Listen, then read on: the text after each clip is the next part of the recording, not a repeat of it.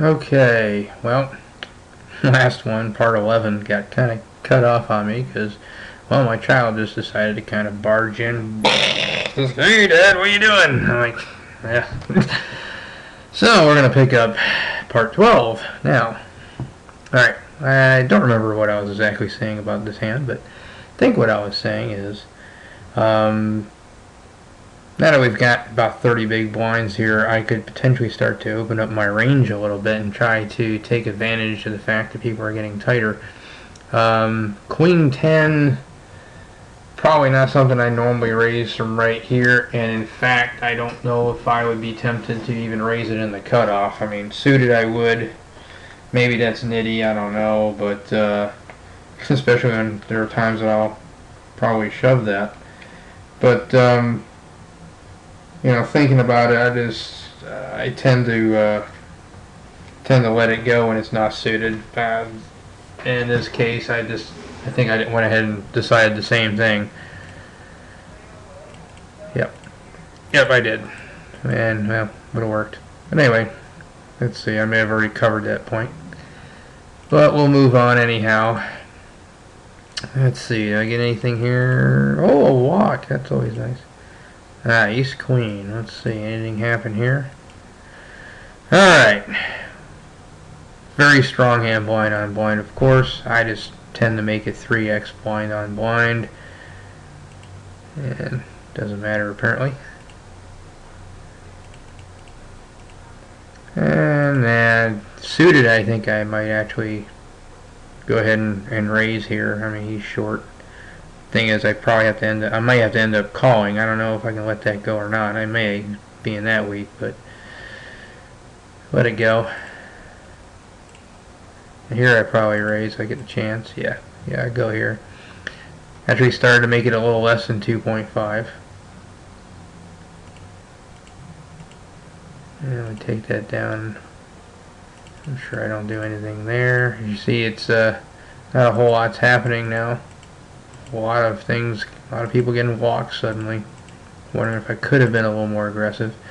I'm actually starting to think this might be, we're probably well into the money. In fact, this might be the final table bubble area because we only have 6 people. It could be maybe 20 left or something, but getting to the point where stacks are getting pretty big. He shoves 30 big blinds shove on me here. I remember that. I was thinking that was very interesting. And that thought may creep into a few things later if I recall correctly, but of course I'm not going to do anything here. He goes 3x.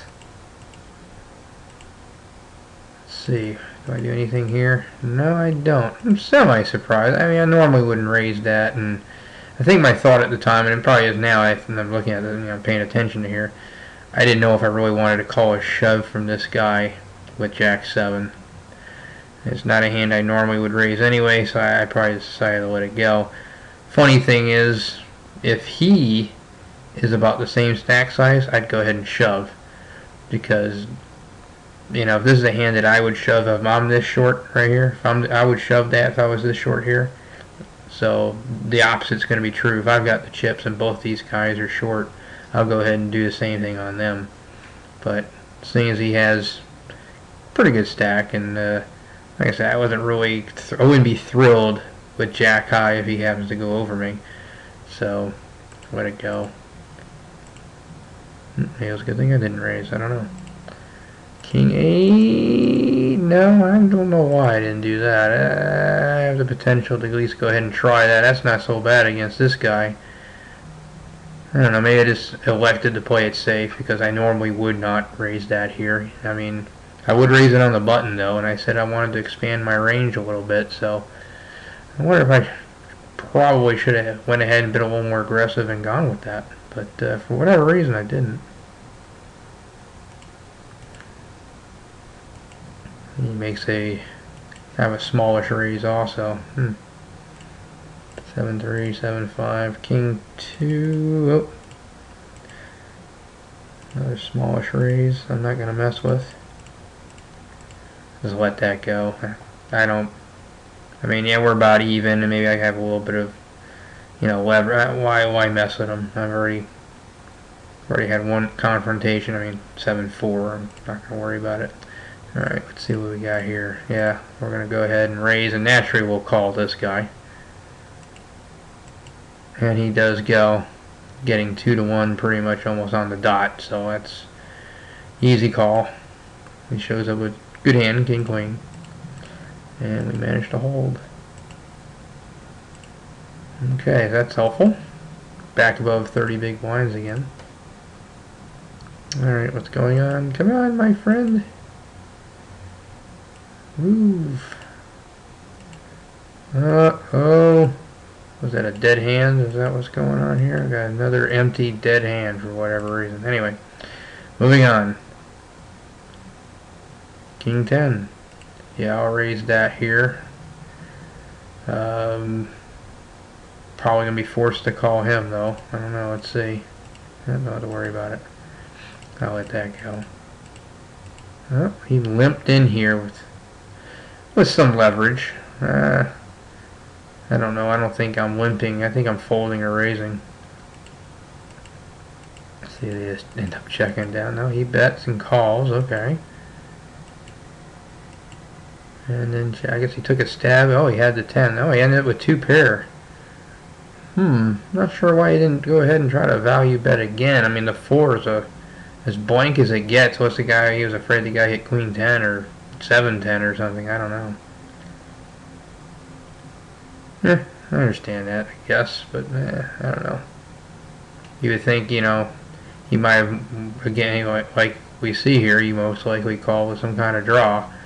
Either, you know, maybe a jack-9 or a cart draw, and both missed. So, then again, probably doesn't call anyway, but still. Alright. Nice walk. Oh, 7s. Ooh. Let's see here. I thought so. I was going to say, why is this empty here? I'm sure I would have called that. This is why. I am pretty confident that I will be shoving over the top here if it gets to me with 7s. I mean, he's getting desperate. It is the final table bubble, I think. Actually, I'm fairly confident. I only got 5 people left. But I'm pretty confident that I am ahead of his potential range enough that 7s would be good enough, especially with the antes. Only got 5 people though, so the pot's really not as big. But yeah, he's needing to do something. So I'm thinking I probably would have to call with 7s here. I wonder if I'm wrong. You know, being the final table bubble, he may be tighter than usual trying to get there and waiting for a good hand to go through all these stacks. I mean, he is the short stack though. Gives me an idea that he is willing to get in a good bit wider just to try to catch up. I'm thinking I gotta call with 7s. But he kind of beats us to it for obvious reason. Yep, see? Yeah, that's easily a good shove, and naturally he's gonna go with that. And he hits the ace. Let's see. Yep, that was it. I'm pretty confident this is the final table. Yeah, oh yeah. Yeah, I recognize these names. Okay, so we're well inside the money earlier. Here's a good place to stop, I think, so I'm going to go ahead and do that. This will end part 12.